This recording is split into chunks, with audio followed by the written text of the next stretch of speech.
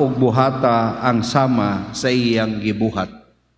Yano apan lalong mga igsuon ang istorya nga atong nadungog gikan kang Kristo, ang istorya sa Samarianhon. Siguro kung ato lang basahon ang mga titulo nining mga tao nga diha sa istorya ni Kristo nakakita sa gitulisan, makaingon kitag wa may diferensya ni ana titulo raman ni sa klaseng mga tao. Pero kung atong sutaon kung kinsa kini sila, diha nato makita nga di ay kini nagdala og dakong hagit. Ibalo kita nga ang pari sa una mao kadto ang mga tao nga gitan-aw nga Dios nun, nga gitan-aw nga sila to ang mga pinili sa Dios ug nagahalad sa ilang sa mga nagahimo sa paghalad sa mga halad sa katawhan. Ug gi-expect nga kining tawhanan limpyo.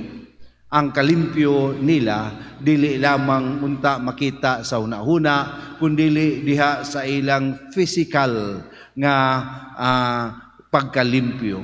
Pasabot nga kini sila dili makagunit og mga butang nga ginadili sama sa mga pansyon, dili makagunit og mga butang o mga tao nga makasasala sama sa mga masakiton ug labi na sa mga tao nga gibanhigan sa tulisan o mga naghingalo nga mga tao. Kay alang kanila sa una unsay dangatan nimo isip tao, nagpasabot ka na kung giunsa ka kagihigugma sa Dios. Kung ikaw tao nga masakiton, kuwang ka gugma sa Dios. Sinalikway ka sa Dios kay sanlahon ka. Kung ikaw tao nga nahiagom sa usa ka hitabo nga dili maayo, kana pasabot anang makasasala ka. Mao nga masabtan nato nga ang pari ni tan-aw lamang og niagi sa pikas tampi. Ang Levita mag-ingon nato nga kini siya usa ka relyoso gapon nga tao diin kini sila mao ang tig-abag, no?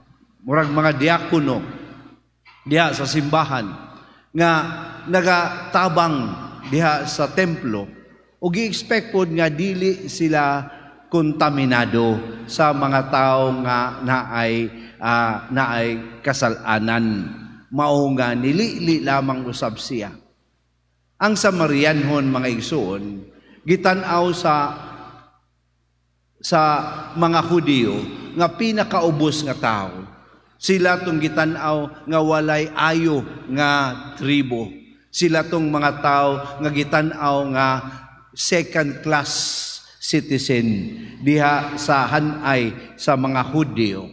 Mao nga naa sila'y bias ngadto kanila. Apan diha sa istorya ni Jesus, mao kining tawhana nga luwas gikan sa tanang mga expectations of cleanliness sa katilingban nga naa siya kapasidad sa iyang kasing-kasing nga mutabang gayod. Wala gimension og unsa katong tao nga nabanhigan sa tulisan. Apa na ay presumption nga kadto siya usa-usab ka Hudiyo. So kining maong Samarianhon kung ang sa iyang kasing-kasing naapay kayugot, naapay kasuko sa mga Hudiyo nan masabta nato nga dili siya mutabang. Apan taliwala nini naa ang iyang pagtabang sa maong nanginahanglan. Busa kini mga igsuon nindot ang atong pamalandungan. Unsa may common ning tulo ka tawo? Ang common nga sila tanan nakakita sa gibanhigan. Ug unsa may naka-unique sa Samarianhon nga sa iyang pagkakita siya nairog sa kaluoy aron sa pagtabang ni adtong nanginahanglan. Kitang tanan pariho ra usahay og nakit-an sa atong katilingban, sa atong palibot. Mamadre man ka, mapari man ka, malayko man ka, pariho ra atong nakita.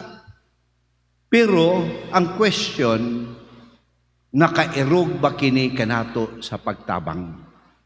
O kaha nakulong kita sa expectation lamang sa atong isig katao? Example ni mga igsuon.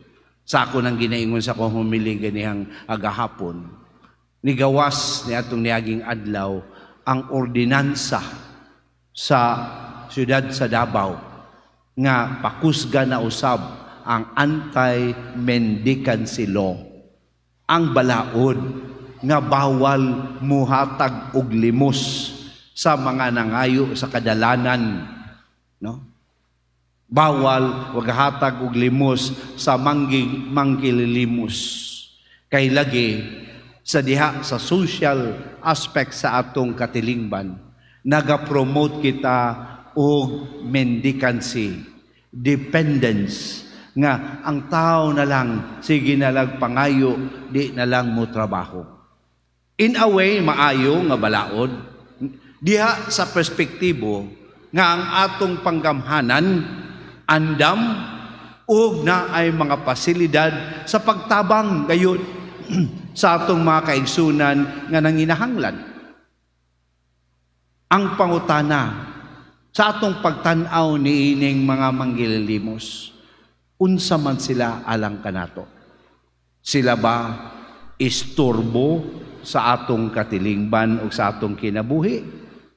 Sila ba maoy indicators nga naa sa atong ekonomikanhon nga daghan ang na-displace lamang? Sila ba nga dili maayong senaryo sa pag-promote sa Davao City sa atong pagpaningkamot sa tourism? Unsa may tan-aw nato sa ila? Mga kaigsunan, kini siguro ang nindot natong pamalandungan. Kay ikaw ako, dabawin niyo. Unsa may tan-aw nato? Nga ba kita'y pasilidad? Nga ba kita'y programa sa pagtabang gayud sa mga kabos? Unahimo na lang ning usa kayanong talan-awon sa atong katilingban. Mao nga unta diha sa atong pagtan-aw niini, ang dako kayong pangutana sa atong kaugalingon. Unsa man ang akong gilihok niini? Nairog ba ko sa kaluoy aron sa pagtabang in a good way niining mga manggililimos? O kini ba ang pagtabang nila maingon ba nato sustainable? Pasalamat ko sa parokya sa St. Joseph nga sa pagsulod nako naa na diri anunay ang food bank for the poor. Nindot nga programa. Mao nga atong uta kini suportahan.